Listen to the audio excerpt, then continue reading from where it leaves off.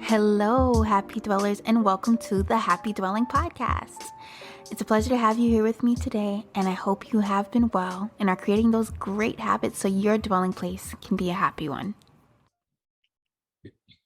Hi, Ross. It's a pleasure to have you here with me today. How are you doing? Hey, Tori, I'm good. Good. Glad to be on here. I'm glad to have you. I'm pretty sure if anybody's watching the video version, they can see that there are a lot of similarities between the two of us. You are my brother, so that's why we look alike. And we have a lot to talk about today. But before we get into it, I want Ross to share something that he's grateful for our Gratefulness Corner. It doesn't always have to be me. So go ahead, Ross. Okay, well, I'm going to say I'm grateful for my brother getting into med school and starting. Our brother, rather. Yes. He just started med school, and I know, he left yesterday. I took him. He was sad and all. I know it's going to be scary, but I know it's going to bring about a lot of growth. So for me, that's exciting, just to see him do well and start on a new journey. Absolutely. I'm happy for him too. Speaking of which, You're the host. How about you tell us something you're grateful for as well, Okay. I'm grateful for a vacation I just had. I got a chance to spend some time at the beach, and that's always rejuvenating. So I'm very happy about that. Well, thank you. You did a whole reverse on me. I didn't expect that. So I have you on here today to actually talk about stress. And before I get in and talk about that, I kind of want you to tell me a little bit more about yourself. Tell me who you are, why you're here, talking about stress, all the things. Okay, well, got to start with my name again. My name is Ross, from Jamaica, Queens. My story, so growing up, I would say we had a more stressful life, which came with some type of health issues, I'll say, and especially me, I suffer from a lot of health issues, a lot of digestive issues. I'm not gonna get too detailed, but I was very sick. And growing up, our parents split, it was a lot of chaos, especially for a kid who doesn't understand a lot. But now I'm doing a lot better. I graduated school, I got a good job, and I moved up to even better job, and I'm working on a lot of business things. And life still does have stress, but I no longer deal with any sicknesses. My environment chaos has been cleansed completely, I would say. There's always going to still be stress and things you can't control, but things have gotten a lot better. And I just feel, as an overall, I've improved a lot as a person from childhood. So yeah, I'm just a better, confident, healthier person. It sounds like you have gone through a lot, and I know this intimately, so I'm not trying to make it sound like I don't know you, but I'll get into it more as you ask the questions. Yes, a little taste, absolutely. Yeah, I do agree with that. We did have a rough brought up seat. That's what the Caribbean people say. But yeah, we have come a long way, and the reason I have you here is because of that. You have such an amazing story, and you started from the bottom, now you're here, type of, you know what I'm saying? And I was with you shooting in the gym, so don't forget about me. I have ways to go. As we all do. So with that being said, could you tell me a little bit more about how stress has impacted your overall health? Okay, yeah, definitely. I would say two things on stress and how it impacted my health. One, when I was growing up younger, it impacted me a lot different. So I would say stress for children versus adults is different because as a kid, you don't really know what to do with it. But what I say is I have there's a direct correlation in my life, at least, between stress and sickness. I would always have stomach problems when I'm most stressed, crazy things happening in life. And now I'm feeling sick. Also, even when I caught COVID about a year and a half ago, it happened when I was very stressed. So it wasn't even my most unhealthy time in terms of eating, in terms of diet and getting rest. But I noticed that the sickness of COVID came on me. It correlated with a time when I was very stressed out. So yeah. That's really interesting you say that. And I do agree with you when you said there's a difference between childhood stress and adulthood stress. When you are a child, you don't know what to do, how to do. You don't know how life works. You don't have any real tools at your fingertips. So it does, in my opinion, play a larger role. Actually, where I'm currently working, there is a little guy who has GI problems as well. I had a chance to talk to his mother about it, and she told me pretty much that whenever he's stressed, the GI problems just come even greater and greater and greater. And he's like 8 years old. And it's like, yeah, in that childhood brain of his, he's coping with it the way that he knows how to. And that's why it's important that we have to give our children tools to handle stress, or to help them to know that, hey, things are going to get better, or to even create environments where that stress isn't so prominent. Yeah, I agree completely. Like for a kid, they really don't know any better. So as an adults in their life, like you have to, like you said, create the environment. Living space should be nice, and also like just interacting with them. You have to be mindful of how you talk to them, how you treat them, everything, because they're a kid, they don't fully understand. Versus when you're an adult, I'm gonna be honest, I feel like stress a lot of times is not something you can control in a matter of what happens to you, but you can control like how you react to it. So now two adults can have the same situation and perceive it differently. So that's when you got to do a lot of inner work. So you work on how you perceive things. So now that same stressful situation that might happen when you're a kid, as an adult, it's still stress, but it's no longer stressful. You know what I'm saying? Yeah. Because perception, you understand, like you have a mentality where you can deal with the problems better. Because that's the truth of real life, is like you can't always control everything that's gonna happen. Yeah. You can't react. So Yeah. it's a big in childhood and adulthood. Yeah, Yeah. for sure. I know you don't have any kids yet, but when you do have kids, how do you plan on, I guess, teaching them to deal with stress? Good question, man. That's hard to answer, but one, I would want to balance. I feel like with children, a lot of times, like sometimes people are too hard on the children, like too strict. Like we grew up really strict, like, and it could end up being good. They'll be successful, but they can have other problems, or sometimes parents are too lenient. Like I don't want to say they love their kid too much, but like they try to be like the kid's friend. So I Yeah. would want to have if I have a child, like I want to make sure they feel loved, definitely. But then I also want to give them the opportunity to have challenges and struggles and learn and grow and fail. You know, like sometimes I see like a kid will be doing something they're not supposed to be doing, and the parent will run to stop them. But I would like to be the type of parent where I know, if I know it's safe and like controlled, where I'll let the kid fall, or like let them learn. Because kids aren't stupid. Yeah. Like a kid can learn on their own as well. So sometimes I feel like we underestimate our kids. So that's what I would want to do. But realistically, I can't fully answer that question until I have a kid. I know it's a whole different ballgame. What would you say? What's your approach? Um, I think you touched on it earlier about the environment. One, creating an environment where they feel safe, they feel loved, where the energy is high vibrational, or basically light and airy, where they can feel happy. And I know not every circumstance can provide that, but when that is not available to them, I only have one child now, so I want to teach my daughter breathing techniques. I want to teach her how to pray. I want to teach her how to meditate. I want to teach her how to look at the situation from an outsider's point of view. I want her to feel as though no matter what, everything is going to be okay. And even if I'm just counting to 10 and taking deep breaths, that will change my physiological being. Like that's what I will do in those situations. So I know she's only 2. I got ways to go, and she's not fully there to understand that. But when she is old enough, I do want her to. I want to teach her those things so that she can have that at her fingertips when I'm not there. Because obviously, school life, I'm not always going to be there. So yeah, but That's great, because it sounds like she'll learn how to deal with the problems on her own with those approaches you're giving. And yeah, it can save time and heartache of her like figuring out in life, like, oh, I can do this to deal with this. Like instead of having to go through the misery, it's like just having those techniques can help her so much dealing with stress in life. So that's amazing. And just to add on to your question, I was thinking more so with like a child when they're like really, really young. But yeah, like growing up, of course, like if I would want my child to have all those the tools you mentioned as well. Like, try to like make sure they have a strong identity.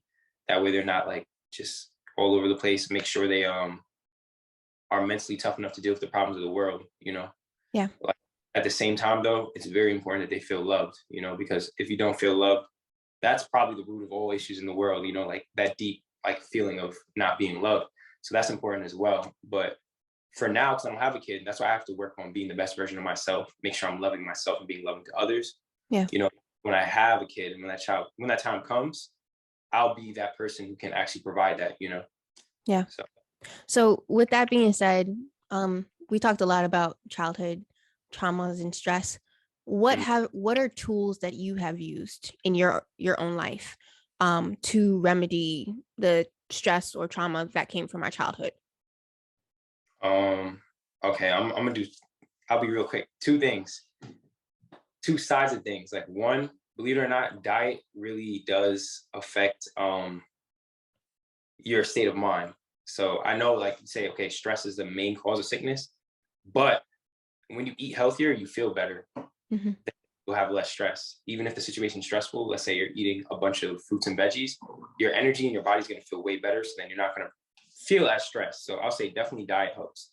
I noticed like even if I let's say eat a bunch of pizza, I'm going to feel slower and groggy. Right. Right.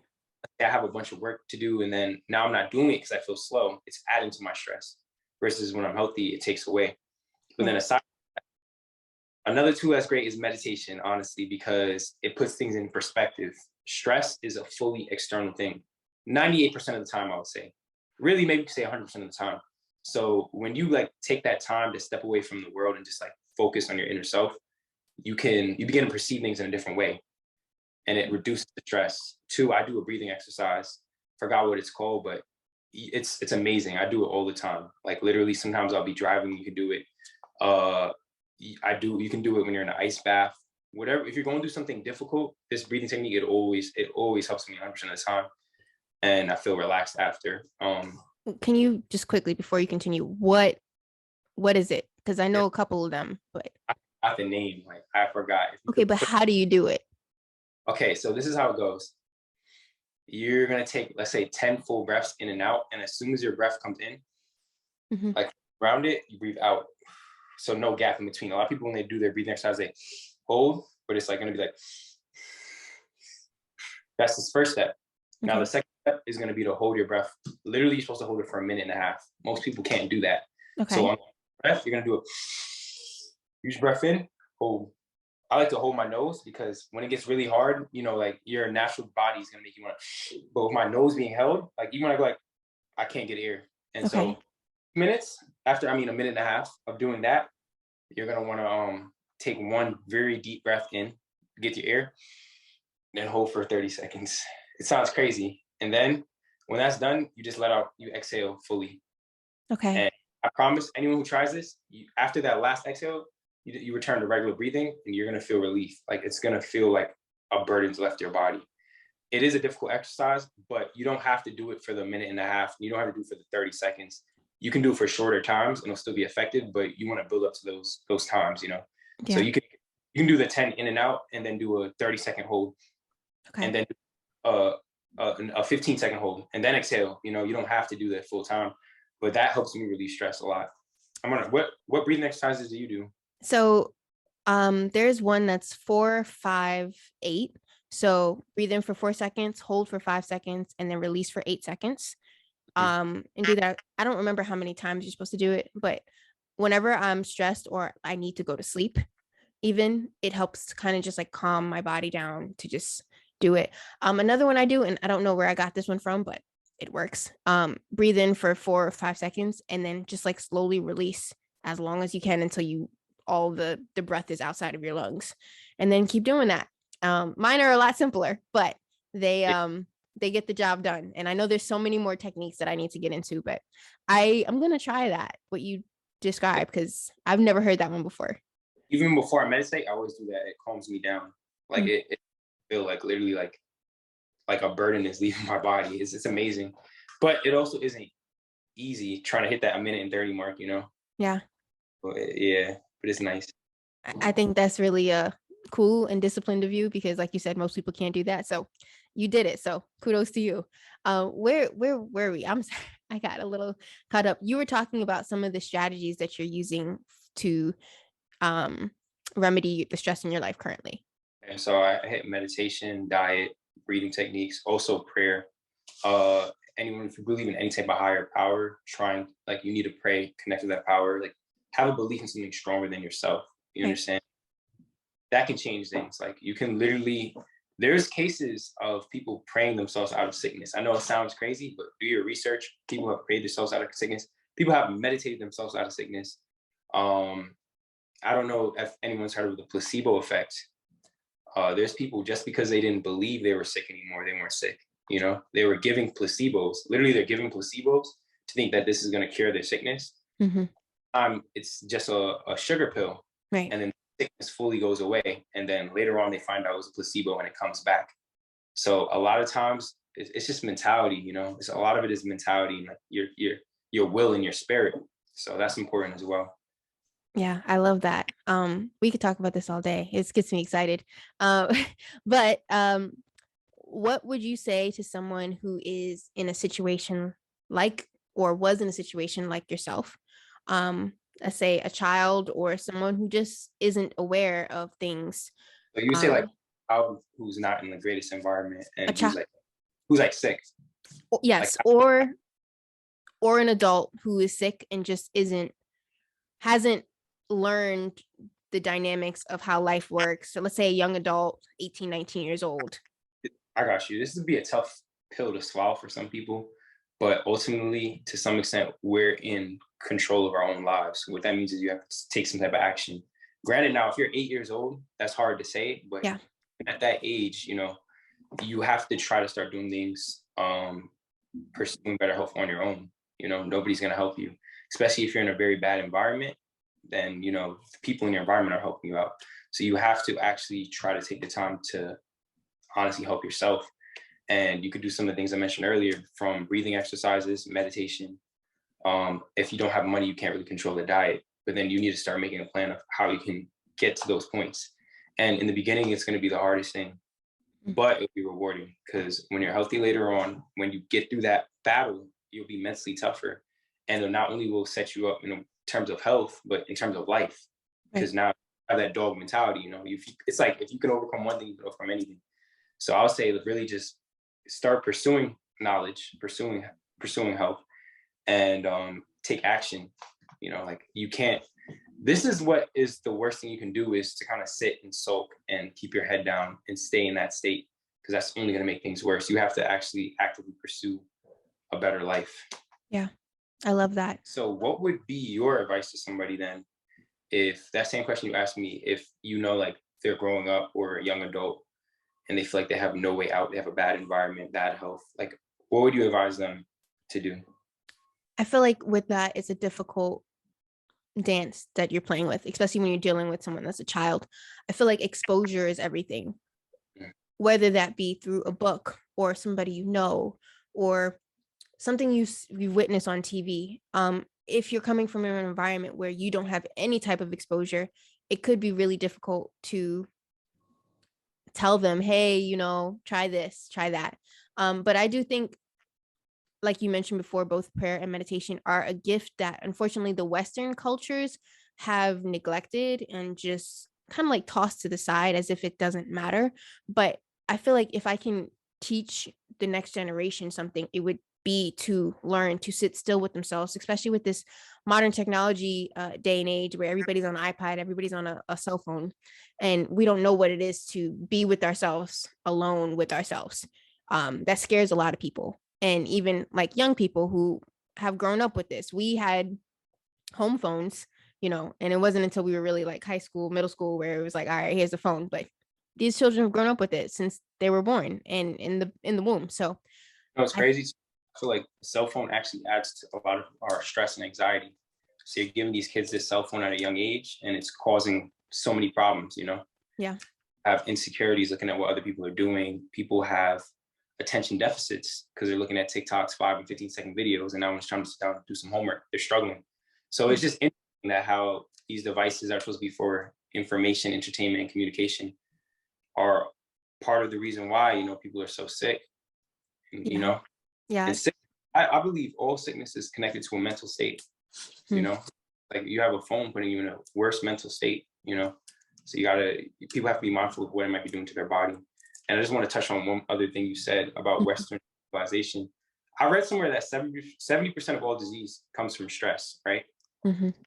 You look in other civilizations outside of the West, they don't they don't just use medicine to try to heal, you know. Yeah. They I believe from what I've researched, a holistic approach. So meditation and prayer and like relaxation and even fasting, all these things are like completely normal to them. Yep. And then you go to the West, and it's like that's not the case. But they're saying 70% of our diseases is caused from stress, one. And then two, I read somewhere about half of all Americans have some type of sickness Yep. or on medication. So it's like clearly what we're doing isn't working, you know, Yeah. clearly it's not working. And I feel like I'm not saying modern medicine doesn't have its place, but I think we should try to take information from both sides and both approaches. Yeah. I 1,000% agree. And you gonna get me started on my rabbit hole. I do believe that majority of why we're seeing Western medicine as it is due to capitalism, pharmaceutical companies owning shares, and you can't make money off of people if they're not sick. You can't have them, they're not going to come back if they're not going to come back for their drugs if they no longer have a disease. And so, between the foods that we put out and the pharmaceuticals and the fact that even our doctors aren't trained to have a overall holistic approach about a human being, there's so many levels to a human being. And like you said, if 70%, I didn't look up the stat, but I think that that's correct. If 70% of our diseases come from stress, then absolutely.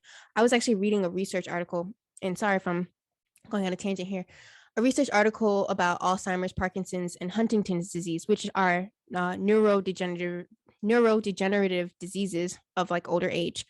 And basically, it was saying that by giving them meditation for 30 minutes a day, I believe it was for a 6-week period, and I'll post this study in the show notes, that they were able to pretty much halt the action that these diseases had on their brain. So you mean to tell me that by reducing the stress, by giving them a tool, aka meditation, they were able to stop something that we have no cure to?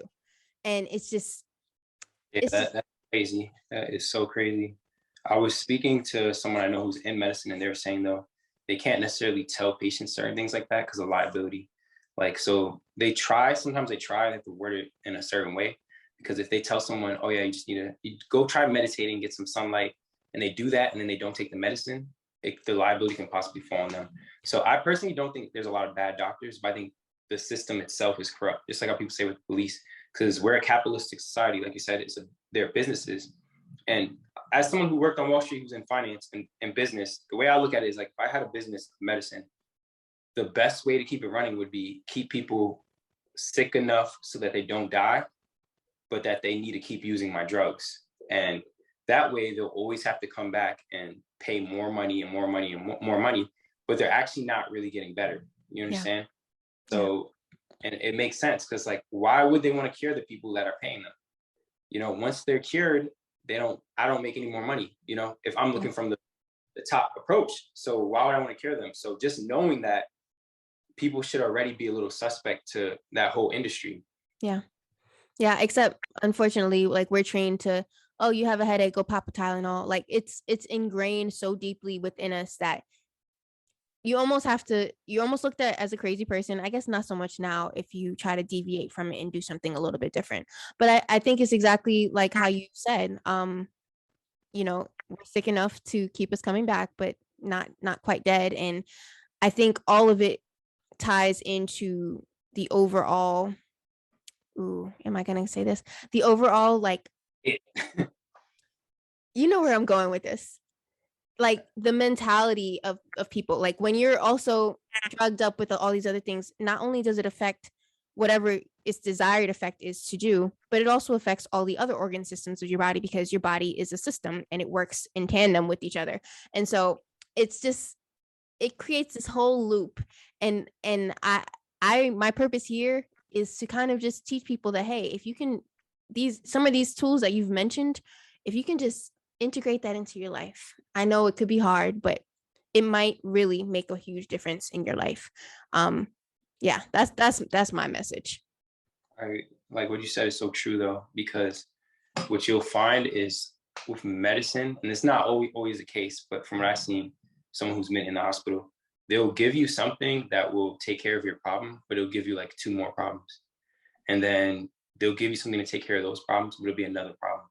So then before you know it, you're on 20 different meds, and you see it like people with that whole Monday, Tuesday, Wednesday, Thursday, Friday, and they have like 18 medicines in each thing. And I didn't take my this, I didn't take my that. It's like just change your diet, be happy, Yeah. meditate, operate in love. And the thing though is it's really is a holistic approach Yeah. because your will affect your mind and but your mind will also affect your body, so everything like is intertwined. It's so interesting. Yeah. Like you even everything that seems insignificant really isn't. It can be like everything matters, getting Yeah. sunlight, sleeping, even interactions with people. If you're having a lot of negative interactions, that will affect your body, so Yeah. Yeah. Ross, I just want to say thank you for coming on here today. Like I I look up to you in some ways, even though you're my younger brother. I look up to you a lot too, man. Trust me. And after this, I really do need to talk to you about some new recipes for real. I Getting got you. tired of eating potatoes, trying to be healthy. Listen, that's what I'm here for. Can you let everybody know your information. I will put it on the screen as well as in the show notes so that if anybody wanted to contact you for whatever reason, they could have access to you. Yeah, my Instagram is ny_alpha_. So you can contact me on Instagram. I follow everyone back mostly. And yeah, thank you for having me on again. Absolutely. Thank you for being here, and we'll see you next time. All right, later. That is all I have for you all today. Thank you so much for spending your time listening to me. I hope you join me in the next one to learn more about health topics that can help you improve your life so you can be happy in your dwelling place. Love y'all.